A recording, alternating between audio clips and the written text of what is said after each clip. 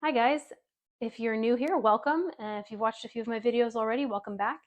My name is Mandy. I'm a financial coach, and on this channel, I teach about money, banking, debt, and how to get out of debt as quickly as possible using a concept called velocity banking. If you haven't heard of velocity banking, the easiest way to understand how it works is to look at numbers. So today I wanted to use an example that's fairly straightforward. Someone I'm working with here who has a credit card balance of $5,858.83, and he has income of $3,311 a month. And after all of his housing and living expenses are taken out, he has a positive cash flow of $443 a month, which probably seems great. He's got positive cash flow. That is a good thing, but he's feeling the pinch of not having a lot of cash flow at the end of the month. So we're going to take a look at, he wants to get this debt paid off. His minimum payment on this credit card is $215. This is the only debt he has, but again, he would like to get that $215 back into his cash flow. So we're going to take a look at how he can do that using velocity banking.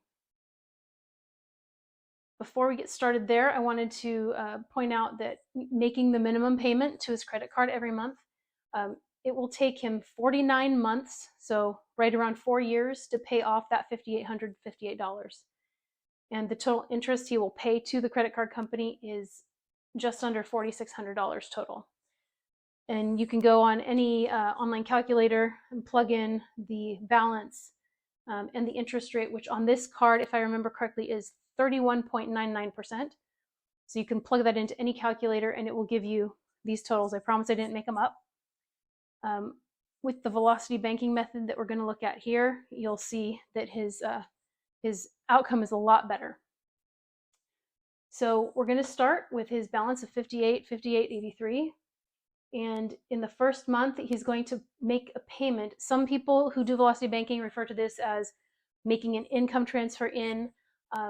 It's really just the same thing as making a large payment. So he's going to put a total of $1,158 onto his card, make a payment of that amount. That'll bring his balance down as soon as he makes that payment to $4,700.83. Then throughout the month, he's going to have $500 in living expenses charged to the card. You'll notice it's only $500, not $1,513 of his living expenses. That's because, and I'm sure most of you know, there are only certain things you can pay with a credit card. You can't pay rent or mortgage, car loans, student loans. You can't pay those types of expenses with a credit card. So he's charging every expense that he possibly can charge to a credit card to this credit card. And for him, that totals $500 a month. And those expenses will come in throughout the month. They won't all hit on the same day. You know, you might have something on the 1st, something on the 10th, something on the 11th, 15th, and so on. And then when the billing period closes, he'll get charged interest at a total of approximately $136.75. This is estimated based on the, I actually took it off of the high balance here of $5,283. And that will bring his balance back up to $5337.58. And then all he's going to do is rinse and repeat every single month. So he'll put the income in or make the large payment of $1158. His expenses will come in. He'll be charged his interest, and his next month will be down to $4,800. So you'll see by the end of month 2, he's already paid off $1,000. And again, month 3, $1158 goes in. $500 in expenses get charged to the card. His balance is now $4144.62. He'll be only charged $108.98 of interest, and his balance is down to $4253.59 at the end of month 3. And you'll notice here that interest is decreasing rapidly. It was $136.75, then it dropped by about $14, then it dropped by close to $20 the next month. You're picking up velocity, hence the term velocity banking. So then if we start here at month 4, I just brought the total up from the bottom so it's easier to read. He makes another payment of $1158. He charges $500 in expenses. His interest is charged this month only at $94.54. And his new balance at the end of month 4 is $3,690.13. Month 5, he'll do the same, make his $11.58 payment, charge his expenses throughout the month. The billing period closes, he gets charged approximately just around $80 in interest, and then his balance is down to $31.11.86. And he'll do the same thing through month 6, month 7,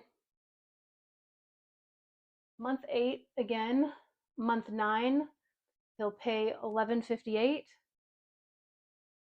His expenses are charged at $500. His interest charge is down to just $16.46. And at the end of month 9, his balance is $642.66. So he doesn't even have to make the full $1,158 payment anymore. He can just pay $642.66, and the card is paid off at the end of month 10.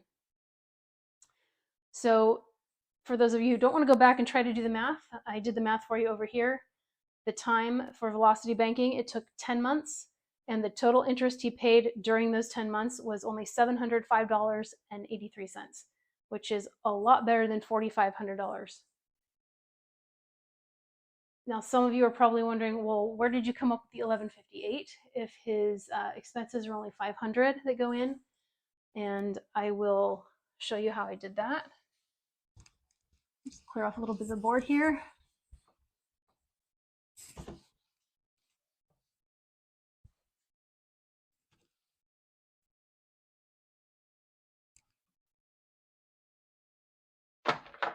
So as I mentioned before, he has a total of $500 in expenses that can be charged to a credit card.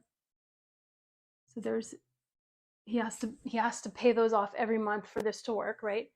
So he has to put in at least $500. He has also $443 in positive cash flow, which is the amount of money he has left over every month after all of his expenses are paid. So he has $443 in cash flow. You see credit card eligible, meaning you can pay them with a credit card. And then you're probably going, but wait, Mandy, that doesn't add up to $11.58. You're right, it doesn't. It doesn't add up to $11.58. The other $215, if that sounds familiar, that's the minimum payment over here on the credit card. When he makes that big $1,158 payment, or even if he only paid $943, that would satisfy that $215 payment. Instead of $215, he's paying $11.58. So it's satisfying that payment. So this gets added to his cash flow. So he gets to count that towards it. And that gives you the $11.58 that he's paying towards the card every single month. So I hope this helps to kind of defuzz a little bit of the Velocity Banking. It can be hard to wrap your head around at first. If you have any questions, leave them in the comments below. I'll be sure to answer them. And I will be doing a lot more videos like this, going over various examples. And if you have any questions about how the interest was calculated, I have a video in my Money 101 microlearning series called What is Interest? And Types of Interest. And both of those will explain how interest works and how this interest was calculated.